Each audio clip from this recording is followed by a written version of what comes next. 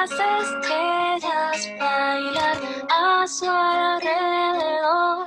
¿Quién es esa mujer cuya humildad cautivó? ¿Quién la vio? Ya estamos de regreso con su programa Latinos Católicos por la Vida. Estábamos escuchando la canción de María con Itala Rodríguez, que nos encanta. Y pues estamos aquí con Marcela Recalde, que se conecta con nosotros desde Buenos Aires, Argentina. Vamos a seguir platicando de este festejo, que yo creo que cada año lo vamos a hacer más grande, ¿no? Que hablamos con Ana Belén. Pero esta vez queremos darle un punto de vista más continental, ¿no? Ya aprendimos de dónde venía, qué pasó en Argentina hace 2 años, por qué lo festejamos. Pero con Marcela queremos hacer esta unión de por qué es un tema latinoamericano, obviamente global, pero ahorita nos podemos concentrar en nuestro tema de continente, sabiendo que Canadá y Estados Unidos, por así decirlo, ya están más allá que acá en cuestión legislativa, ¿no? Ellos ya tienen el aborto como un derecho hace más de 3, 4 décadas y están haciendo la lucha todavía, pero en Latinoamérica sí nos toca de verdad seguir manteniendo nuestra legislación que sigue reconociendo el derecho a la vida del no nacido y de los más vulnerables, ¿no? Y pues acabamos de tener gran festejo, seguimos un poquito pendientes, pero sí gran festejo en México, ¿no? De lo que sucedió en la Suprema Corte. Marcela ahí nos estuvo haciendo mucho apoyo. ¿Y por qué es tan importante esto de estar conectados todos, ¿no? En el continente. Entonces, Marcela, si nos cuentas primero de ti, cómo empezaste a trabajar en el tema Provida y en qué estás tú ahora. Hola Pilar y hola a todos los que nos están escuchando, es una alegría volver a estar con ustedes. Bueno, yo soy Marcela Recalde, soy argentina, soy de formación historiadora.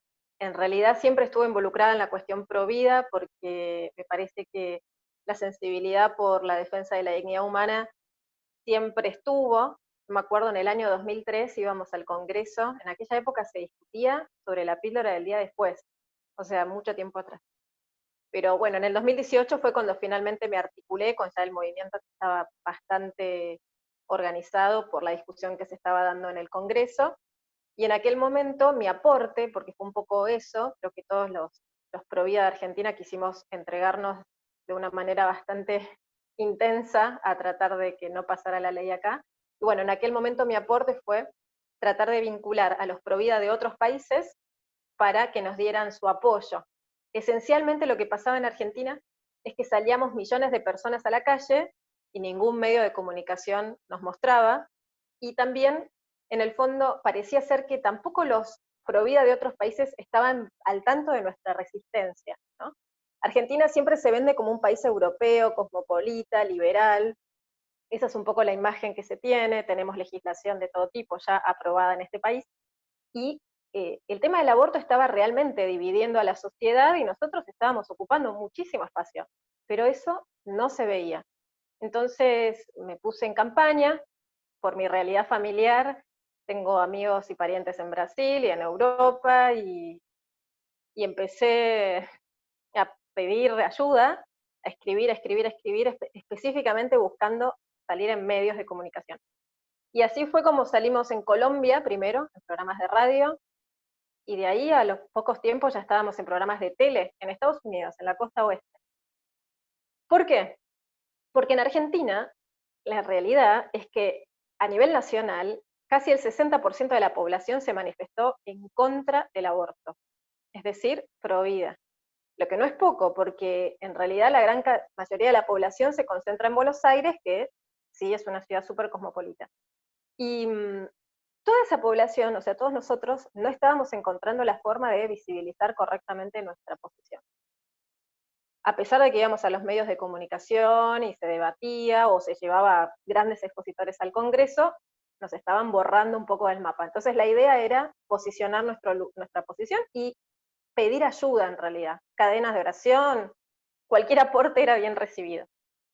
Todo eso se consolidó en una acción concreta, que seguramente lo vamos a hablar de aquí a poco, y esa acción concreta marcó el origen de una forma de trabajo conjunto entre todos los países latinoamericanos.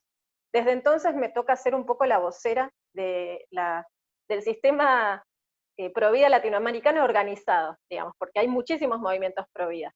Lo que nosotros hacemos es coordinarnos para ser lo más efectivos posible, para poder transmitir nuestro mensaje en acciones concretas y para poder incidir realmente. Así que desde el 2018 me toca un poco eso, Pilar. Buenísimo. Y eso lo has estado haciendo pues de manera, la verdad es que sí puedo decir muy efectiva, lo acabamos de vivir con México y yo creo que también lo que ha logrado el 2018 fue que obviamente Argentina despertó, pero también estábamos al pendiente de muchos otros países que sabíamos que se abría ahí la puerta y se abría para Latinoamérica, ¿no? Igual como lo veíamos para México hace un par de semanas. Entonces, como que ya por fin hemos entendido también, yo creo, bueno, vamos a ir entendiéndolo poco a poco, pero como de verdad sí hay una agenda internacional que busca imponer la cultura de la muerte, que incluye temas como aborto, eutanasia, entre otros. No, el único tema no es el tema del aborto, es el que ahorita nos hemos tenido que meter más por todas estas legislaciones, una avalancha que parece que no se termina.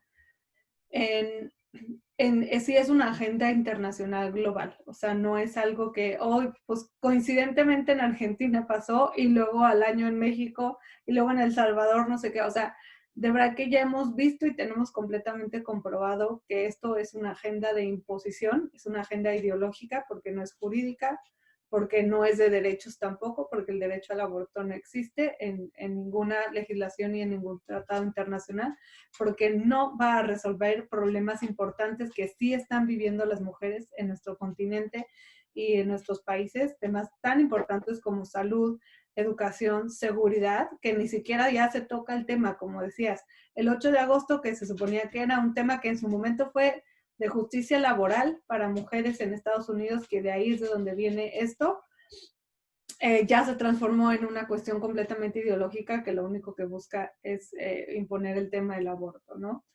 El Entonces, 8 de marzo. el 8 de marzo, exacto. Ya lo Exacto. transformaron a otra cosa que no tiene nada que ver con lo original, ¿no? Exacto. Entonces, si tú nos puedes contar desde tu experiencia, ¿por qué sí vale la pena como organizaciones el tratar de coordinarnos? Obviamente cada organización, seamos muy claros, tiene su propio carisma, su propia forma de hacer sus cosas, ¿no? Está cada quien llamado a diferentes cosas. Esto no es de hacer una cosa única y que todos seamos iguales, sino más bien que hay momentos que por estrategia sí conviene el unirnos en una meta común, ¿no? Esto lo hemos visto, por ejemplo, en campañas en Twitter, que en redes sociales pueden llegar a tener mucho más impacto si hay cientos de miles que si solo soy yo, mi pequeña organización de 20 y nada más nosotros, ¿no? Entonces, si nos explicas por qué es importante esta parte de la unión en cuestión estratégica para tema de comunicación. Voy a poner un ejemplo que es muy interesante porque lo vengo viendo en varios debates que tal vez se generan a través de Facebook, ahora en varios países. Esta semana hubo uno en Ecuador y la semana pasada uno en México. Y es muy divertido, porque cuando tú pones en los comentarios, ¿no? Están todos los comentaristas, y pones en los comentarios, no fue ley, las chicas verdes saben perfecto de lo que estamos hablando. Y dicen, no fue, pero será. Y yo digo, no fue ley, ¿qué? Digamos, no fue ley. Obviamente el único país donde se debatió la legalización en este último tiempo es en Argentina.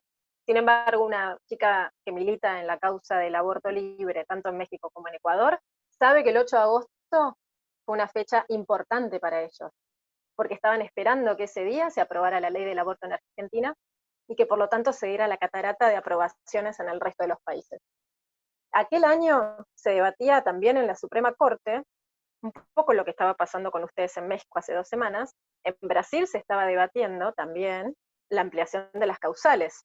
El Supremo Tribunal Federal en Brasil es maestro en activismo judicial. Y esos 11 jueces, al mismo tiempo que en Argentina, se estaba debatiendo, siempre entre poca gente, siempre con una prensa a favor del aborto, etcétera, la posibilidad de ampliar el aborto. No se aprobó en la Argentina y casualmente se cajoneó, como decimos aquí, en Brasil. Entonces, el 8 de agosto fue el día, digamos, final donde se terminó de discutir lo que se estaba dando desde el 1 de marzo. Pero nosotros, desde Latinoamérica, tenemos un día, que es el 30 de julio, que es el día donde se presentó la Declaración Latinoamericana en 18 países, en México, en Colombia, en Paraguay, en Perú, en Estados Unidos, hasta en Inglaterra. Ciudadanos del país llevaron la Declaración Latinoamericana y se la entregaron al cónsul o al representante diplomático de la Argentina en ese país. ¿Qué significa eso? Eso es un episodio diplomático, por ejemplo, porque la embajada es la representación del país, de la Argentina, en cada país. En algunos lugares, como en Perú, nos recibió el embajador. ¿A quién recibió? Recibió a ciudadanos peruanos que le acercaron una declaración y que fueron a exponerle, como ciudadanos peruanos, su punto de vista sobre la cuestión provida en la Argentina. ¿Te imaginas que es como, qué es esto? O sea, el embajador no debía entender absolutamente nada, pero lo tuvo que informar en Argentina. Es decir, nosotros desde ese día pudimos ver que tenemos una capacidad de trabajo coordinado, porque en aquel día fuimos más o menos al mismo horario, había una narrativa común, un discurso que en realidad se tenía que dar y un tipo de conversación. ¿Para qué? Para lograr mostrar esto, que nosotros, si bien no tenemos los recursos financieros que maneja CLACAI, REDAS y toda esta super parafernalia potenciada por IPPF, sin todos esos recursos tenemos la gran capacidad de organización y la gran cantidad de recursos humanos que existen en el movimiento Provida. Lo que dijiste recién, no hay uniformidad, no hay subordinación, entre comillas, porque en definitiva el movimiento Provida es súper rico. Hay artistas, hay deportistas, hay filósofos, hay abogados, bueno, yo soy historiadora de formación, por ejemplo, hay médicos, hay personas religiosas, hay personas que no son religiosas, hay de todo. Y en esa variedad y en esa riqueza, cuando estamos coordinados, logramos realmente impactar.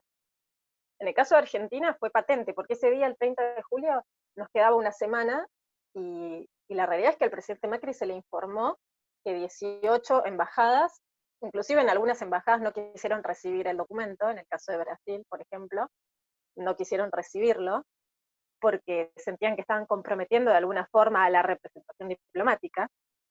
Eso también te marca algo. En el caso de Colombia, los colombianos pro vida fueron a dejar la declaración junto con 100.000 firmas, y a la misma hora se reunieron ahí las chicas militantes con el pañuelo verde, porque sabían que los pro vida iban a ir. No sabían qué iban a hacer, pero sí sabían que iban a ir. ¿A qué voy con esto? Fue una acción que, al menos en mi experiencia, marcó un antes y un después, porque, por ejemplo, en el caso de México, cuando un conglomerado de organizaciones representadas, también estabas tú en esa rueda de prensa, no solamente se presentaron como mujeres y organizaciones mexicanas, sino que fueron acompañadas por más de 500 organizaciones, 200, casi 200 de Brasil.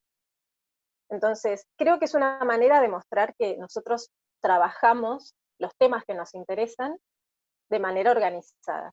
Y esto ya no es un activismo donde con muy buenas intenciones trato de hacer algo, sino que hay un objetivo. Queremos influir y queremos que haya legislación que proteja nuestros derechos y que esencialmente proteja nuestra soberanía, ¿entendés? Porque si no es una locura esto, sino que ya está, que nos gobierne la Corte Interamericana y listo. O sea, no estamos en esa, ya estamos, creo que estamos en otro nivel de discusión, me parece. Justamente, y que es también pues, una cuestión que yo creo que también, ahora les decimos las verdes, pero las personas que están a favor del aborto llevaban usando ya mucho más tiempo. O sea, yo me acuerdo que en México, en 2012, antes de casarme y de venirme a Estados Unidos, tuvimos 2, 3 casos en la Suprema Corte en México, parecidos al de hace un par de semanas. Eran en el pleno de la Suprema Corte, no había COVID, entonces podíamos ir en persona. Y me acuerdo de estar en la fila para entrar a la sala plenaria, y enfrente de mí estaban estas chicas, 3 hablando solo inglés, o sea que no eran mexicanas, eran americanas, y veía el folder y abajo decía Plan Parenthood, IPPF, ¿no? De la Plan Parenthood ahí. Y yo decía, a ver, ¿y estas que vienen aquí a imponer a mi país? Que de hecho en la Constitución está clarísimo que no se puede, intervenir en una cuestión nacional, que es más nacional que un tema que se está viendo en la Suprema Corte de Justicia de la Nación. Y fue cuando dije, sí, o sea, nos tenemos que unir. Esto no es un tema solo de mexicanos, solo de argentinos, solo no, o sea, esto ya es un tema global, por lo mismo que estamos diciendo que sí hay una agenda global, o sea, no es algo que de un lado se les ocurra y en el otro también, incluso lo hemos visto. Prácticamente hacen copia y pega, copy-paste, de las legislaciones, de la argumentación que presentan, de CEDAW, nos cantan exactamente la misma argumentación en todos lados en donde se presenta. Entonces es como si lográramos este tipo también de unidad de argumentación por nuestro lado, que ya lo podríamos tener, ¿no? En tema jurídico, en tema médico, en tema sociológico, tiene muchísima más fuerza, ¿no? Y también ellos siempre tienen muy claro cuál es el mensaje, ¿no? O sea, no importa de qué vayas a hablar, le digo a mi esposo, es increíble, o sea, vas a reuniones que van a hablar de minas en África, ¿no? En las minas que matan personas, y ahí incluso meten derechos sexuales y reproductivos en la ONU, que decía, a ver, o sea, no tienen nada que ver, este es un tema importantísimo, mucha gente se muere al año por el tema de las minas, y es un tema de gran relevancia. Imagínate ser alguien de esos países que estás hablando de este tema importantísimo, donde aprovechas a que haya embajadores que sepan qué está pasando y a fuerza meter en el tema, ¿no? Entonces, como también a nosotros no nos debe de dar cosa de, no, pues ahorita no es el tema y no, y siento que seguimos haciendo eso un poquito a veces, que separamos mucho de, no, ahorita no toca, no siempre toca. Siempre el derecho a la vida, desde la concepción hasta la muerte natural, tiene que estar en nuestra agenda y tiene que estar en nuestros puntos de comunicación, sea donde vayamos, más si tenemos oportunidad de hablar en un medio de comunicación masiva, ¿no? O sea, que yo creo que es algo que ya vamos entendiendo y llevamos más hacia allá, yo creo, pero como si, por eso hablamos de una cuestión de unidad en lo que queremos. Obviamente todos queremos lo mismo, que es que se mantenga el derecho a la vida en nuestra legislación, eh, y que ya cada quien en la forma que trabaje y haga lo que le toque hacer, pues completamente independiente y de la forma que ellos vean, ¿no? Y eso lo vimos también en Argentina con ustedes en el 2018, que las marchas, ¿no? La gente yendo a rezar, otra gente juntando firmas, o sea, también cada quien es parte de este rompecabezas, ¿no? Y cada quien tiene una parte importantísima, pero también con esta unificación de la parte de qué es lo que queremos y hacia dónde vamos. En el caso de Argentina me hiciste acordar tal cual. Durante meses había en las esquinas de las avenidas más importantes una mesita con una sombrilla y gente juntando firmas y explicando de qué se trataba el proyecto de aborto. Imagínate la cantidad de horas que estuvieron ahí explicando, hablando con cada uno, juntando firmas. A nivel numérico, la realidad es que la representación la tenemos nosotros en esta causa, es decir, los que defendemos la dignidad humana, numéricamente somos más. El tema es que a veces nos cuesta explicar exactamente cuál es nuestro punto, es decir, nosotros no estamos en contra de nadie, sino que justamente estamos a favor de todos, que nazcan todos, es tan simple como eso, y a la vez que nazcan y muchas veces nos dicen, bueno, a ustedes no les importa qué pasa con el niño. No, al contrario, lo que estamos pidiendo es que los estados garanticen situaciones de desarrollo social, humano, es decir, que haya una economía que esté ordenada a la dignidad humana, una política que esté ordenada a la dignidad humana. No somos unos colgados de la palmera, lo nuestro no es una ideología, no es una forma parcial de cargar la realidad con nuestro contenido. Es la realidad que nos pide algo. América Latina es América en general, es un continente rico en todo el sentido de la palabra. ¿Por qué tenemos que estar determinando quién vive y quién no? Es un absurdo, un absurdo. Entiendo el planteo en los 60, 70 en Europa, era otra época. Yo creo que ahora, y esto creo que es algo que estoy elaborando, la pandemia, el COVID, la cuarentena, el aislamiento, el hecho de que se haya frenado la economía mundial, que se hayan frenado los países para salvar vidas, nos tiene que mostrar un rumbo. Seguir hablando de presupuestos antiguos, donde hay personas que están en la condición de determinar quién vive y quién no, eso tiene que ser superado. no hay nadie en condición de decir quién vive y quién no, porque es un absurdo, es un contrahistoria. Hoy por hoy el mundo se pregunta, ¿cómo va a ser el mundo post-COVID? ¿Cómo va a ser la universidad? ¿Cómo va a ser el trabajo? ¿Cómo van a ser las relaciones? ¿Cómo puede ser que estemos hablando de cosas de hace 50 años? Hoy existe, bueno, obviamente existe la ciencia que avanzó muchísimo, puedes ver el origen de una persona, puedes ver ese destello impresionante de luz que hay cuando se unen las dos membranas, las células femenina y masculina, y dan origen a un ser humano. Digo, es un poco arcaico seguir hablando del aborto como un derecho, cuando evidentemente el mundo se paró para garantizar el derecho a la vida. Esto nosotros todavía no lo estamos logrando visibilizar, porque por un lado tenemos el objetivo de Agenda 2030 de la ONU, que en su artículo 5 quedó hiperarcaico, derechos sexuales y reproductivos, y plantean de alguna forma eufemística, ¿verdad?, el derecho al aborto. Eso también es una antigüedad en el mundo post-COVID. Nosotros ya no vamos a vivir en un mundo igual que el que vivíamos hasta enero o febrero del 2020. Entonces también mostrar que este sentido, ¿no? Todos queremos vivir, todos queremos la libertad de poder vivir, de poder desarrollarnos, es el espíritu de la época. No somos retrógrados. Es más, retrógrado es alguien que está a favor del aborto como un derecho, porque no hay nada en la realidad que te diga que es posible que una persona pueda ocasionarle la muerte a otro. ¿Para qué andamos todos con barbijo? ¿Por qué estamos todos cuidándonos? ¿No es acaso para justamente no dañar a nadie? Entonces, también eso, ¿no? Es como, lo que tenemos que decir es en el momento indicado, es como si una conjunción de planetas se hubiesen puesto de acuerdo con nosotros, inclusive para mostrar que muchas organizaciones que gozan de mucho prestigio están muy observadas, como la Organización Mundial de la Salud, como la propia ONU. Siempre, viste, los de la antigua generación provida, que son nuestros maestros, siempre hablaron de estas organizaciones y los tildaban de conspiranoides, no sé, de inventamitos. Eso, la OMS dice que el aborto es un derecho y que tiene que estar garantizado, y a la vez te dice que tenés que cuidarte con un barbijo y después no sabe cuál es el presupuesto del mejor protocolo de salud. O sea, ¿qué es la Organización Mundial de la Salud? La ONU no está para garantizar el equilibrio en las relaciones entre los estados. ¿Por qué está proponiendo protocolos donde uno de los elementos que tiene que garantizar un país como Ecuador es el acceso al aborto? Digamos, estamos como en la época, creo yo, de las grandes preguntas. ¿Para qué sirve la Organización Mundial de la Salud? ¿Qué es la ONU? ¿Por qué nosotros en un mundo post-COVID tenemos que seguir creyendo en verdades casi, no sé, religiosas que provienen de estas organizaciones, cuando somos sociedades laicas, donde prima el sentido del estudio, de la ciencia, del conocimiento basado en la realidad, y no en mitos? Digo, creo que estamos en un momento histórico para nuestra defensa de la dignidad humana. El mundo se paró para salvar a los seres humanos.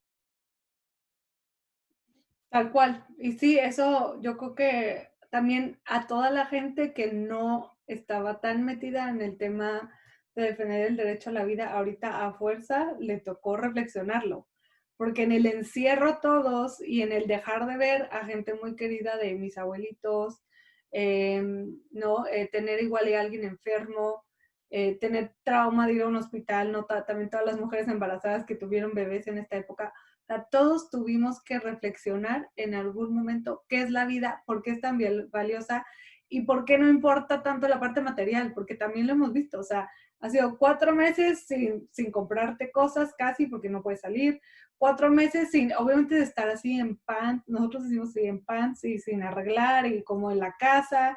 O sea, también te diste cuenta de que te agobiaban cosas tan tontas en la vida, ¿no? Que no son esenciales.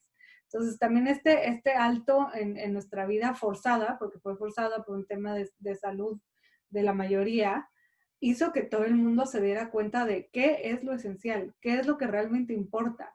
Conozco a mis hijos o no, sabía que esto es lo que realmente les gustaba. No, muchas de mis amigas en México me decían, ha sido muy bonito poder tener al papá aquí, porque cuando vivimos en nuestra época normal de correr, subir, bajar, y el papá nunca estaba, y llegaba tarde y se iba temprano, y solo el fin de semana, no, la vida que nosotros veíamos normal, y la gente se dio cuenta con este alto de qué es lo que realmente tiene valor, ¿no?